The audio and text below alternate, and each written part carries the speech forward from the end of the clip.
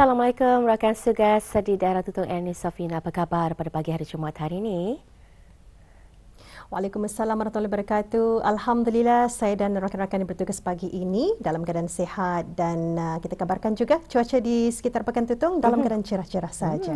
Syukur Alhamdulillah. Jadi mungkin banyak aktivitas yang boleh dilakukan di daerah Tutong pada hari ini. Mungkin Ernie Safina boleh mengongsikan antara perancangannya bagi pagi ataupun seluruh keharian di hari Jumaat 14 Syawal ini. Ya, Alhamdulillah untuk hari ini saya mengundang ahli keluarga terdekat lah ya untuk datang berkunjung ke rumah saya mengadakan majlis makan-makan sajalah, doa selamat dan juga ini juga antara peluang saya untuk nyorang baru dapat berkumpul bersama adik-beradik. Ya. Alhamdulillah. Dari 1 ke 13 Syawal mungkin banyak keluar daripada rumah mengunjungi. Hari ini Ernie Safina pula yang dikunjungi. Akan menjamu ahli keluarga kesempatan di hari Jumaat. Barangkali inilah barangkali pula peluang Ernie untuk lebih teranah di rumah menjamu ahli keluarga peradian. Satu usaha pastinya yang memang ada memberikan impak kemuniannya, betul sekali. Baik, untuk bahan dari daerah Tutong hari ini Ernie, apa agaknya kena sajikan? Kami serahkan dulu bersama dengan Ernie di sana. Silakan. Baik, terima kasih Sarinah dan Hani. Bismillahirrahmanirrahim. Assalamualaikum warahmatullahi wabarakatuh. Selamat pagi dan salam sejahtera dan salam Jumaat diucapkan. Dan Alhamdulillah Auda kita dapat bersua dari daerah Tutong untuk berkongsi antara pengisian bahan visual yang disediakan untuk pagi ini ya. Jadi ada baiknya kita akan kongsikan dulu Auda. Ada acara yang akan berlangsung di daerah Tutong iaitu Majlis Ramah Mesra Aidilfitri Anjuran Majlis Perundingan Kampung Danau bagi tahun 1444 Hijrah bertempat di Dewan Kemasyarakatan Kampung Danau daerah Tutong. Dan majlis ini insya-Allah akan bermula pada pukul 8 pagi ya.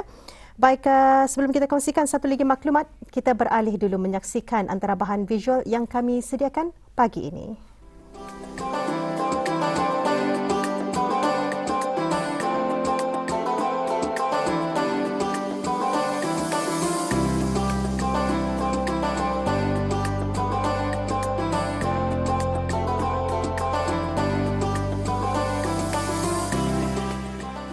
Pusat Pendidikan Halalan Thaiban Universiti Islam Sultan Sharif Ali Yunisa Kampus Sinaun mula ditubuhkan secara rasmi pada tahun 2017.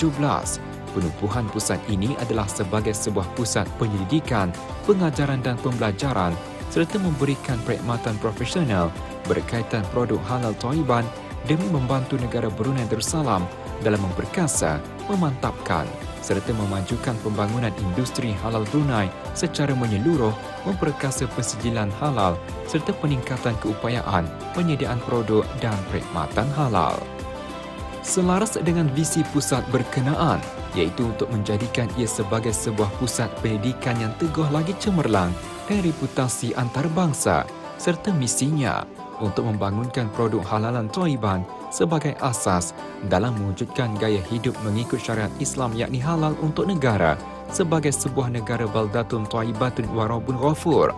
Pusat berkenaan memainkan peranannya amat signifikan dalam menyediakan pelbagai perkhidmatan serta mengupas isu-isu berkaitan halalan Thaiban dari semasa ke semasa secara bersistematik demi menjaga kesucian Islam dan seterusnya dapat membantu untuk mempertingkatkan lagi UNISA sebagai universiti bereputasi antarabangsa dan menjadi mercu tanda kegemilangan Islam di negara Brunei Darussalam dan antarabangsa.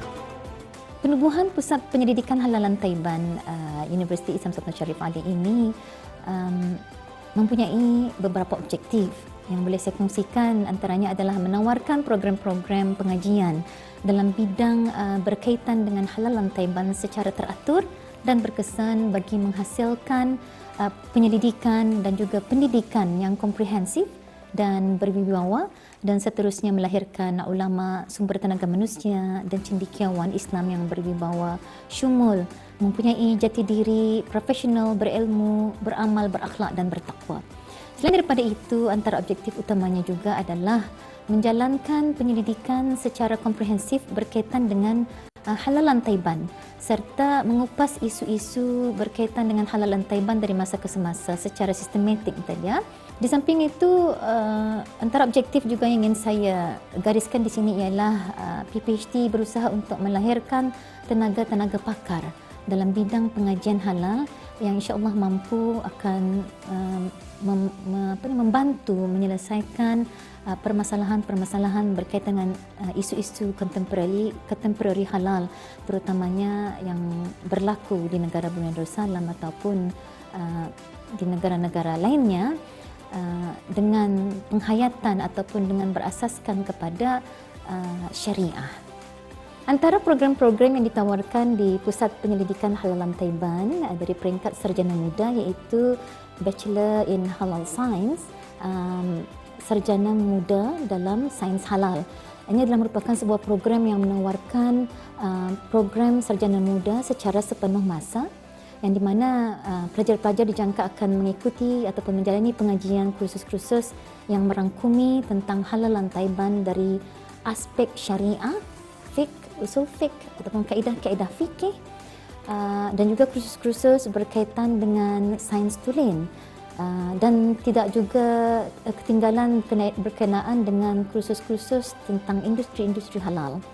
Dan ini juga pelajar-pelajar juga akan diberikan kursus-kursus seperti piawaian ataupun undang-undang serta akta berkaitan dengan halal, termasuklah juga kursus-kursus wajib universiti seperti Al-Quran, ICT, MIB, English, keusahawanan, pembangunan Islam, yang mana kesemua ini dijangka akan dapat melahirkan pelajar yang holistik dari aspek ilmu umum dan juga ilmu ukhrawi, yang dijangka juga akan melahirkan pelajar-pelajar yang mantap dari aspek kerohanian.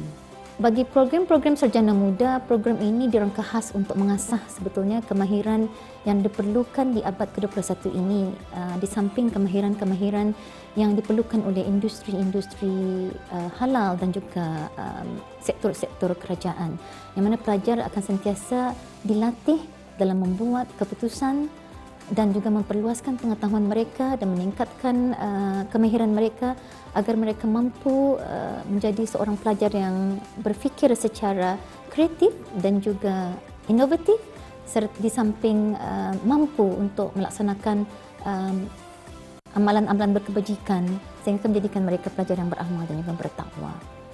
Sebagai sebuah pusat pendidikan yang kondusif dalam melahirkan tenaga kerja yang berwibawa serta pelajar yang berkemahiran dan berwawasan, pusat berkenaan bergiat aktif dalam memberikan latihan, kursus dan aktiviti-aktiviti selain turut aktif mengikuti pelbagai program berkaitan penggayahan dari agensi-agensi kerajaan maupun swasta bagi menggerakkan penglibatan pensyarah dan pelajar dalam program-program kesedaran halalan Taiban. Ia adalah untuk meningkatkan kefahaman melalui pembabbitan secara langsung yang setentunya dapat membantu dalam proses pengajaran dan pembelajaran selain daripada bimbingan secara teoretikal di dalam kelas. Antara modul-modul yang pernah saya ambil termasuk halal tourism, syariah and life, halal slaughtering, halal logistik dan lain-lain. Contoh dalam halal tourism, secara ringkasnya kami ada belajar tentang perbezaan Islamic tourism, halal tourism dan Muslim friendly tourism. Kami belajar memberi servis dan produk yang dapat menampungi ataupun menepati kriteria-kriteria halal bagi seseorang Muslim.